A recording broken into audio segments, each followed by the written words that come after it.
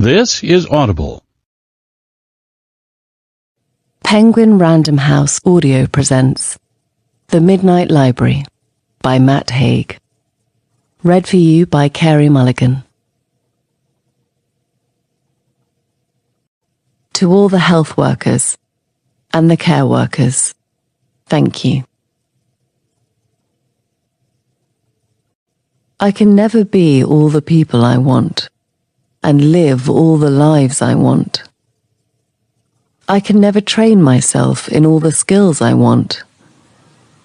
And why do I want? I want to live and feel all the shades, tones, and variations of mental and physical experience possible in my life. Sylvia Plath. Between life and death there is a library, she said, and within that library the shelves go on forever. Every book provides a chance to try another life you could have lived, to see how things would be if you'd made other choices. Would you have done anything different if you had the chance to undo your regrets?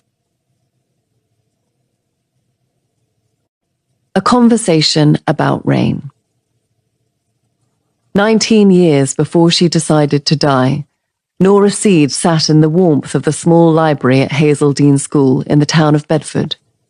She sat at a low table staring at a chessboard. "Nora, dear, it's natural to worry about your future," said the librarian, Mrs. Elm, her eyes twinkling. Mrs. Elm made her first move, a knight hopping over the neat row of white pawns. "Of course you're going to be worried about the exams. But you could be anything you want to be, Nora. Think of all that possibility. It's exciting." "Yes, I suppose it is. A whole life in front of you." "A whole life. You could do anything. Live anywhere. Somewhere a bit less cold and wet." Nora pushed a pawn forward 2 spaces. It was hard not to compare Mrs. Elm to her mother, who treated Nora like a mistake in need of correction. For instance, when she was a baby, her mother had been so worried Nora's left ear stuck out more than her right that she'd used sticky tape to address the situation, then disguised it beneath a woolen bonnet. "I hate the cold and wet," added Mrs. Elm for emphasis. Mrs. Elm had short grey hair and a kind and mildly crinkled oval face, sitting pale above her turtle green polo neck. She was quite old, but she was also the person most on Nora's wavelength in the entire school. And even on days when it wasn't raining, she would spend her afternoon break in the small library. "Coldness and wetness don't always go together," Nora told her. "Antarctica is the driest continent on Earth. Technically, it's a desert." "Well, that sounds up your street." "I don't think it's far enough away."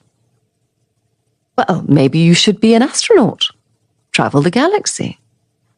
Nora smiled. "The rain is even worse on other planets. Worse than Bedfordshire. On Venus, it is pure acid." Mrs. Elm pulled a paper tissue from her sleeve and delicately blew her nose. "See? With a brain like yours, you can do anything."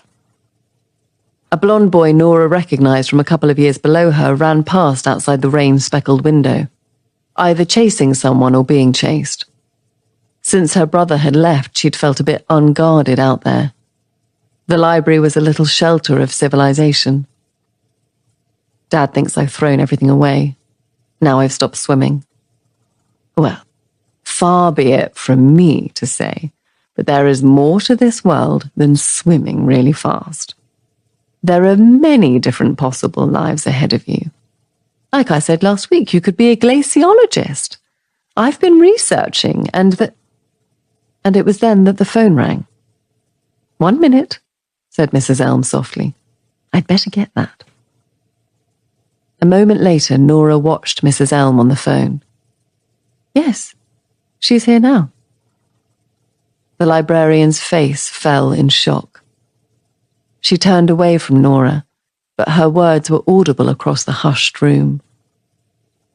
"Oh, no. No. Oh, my God."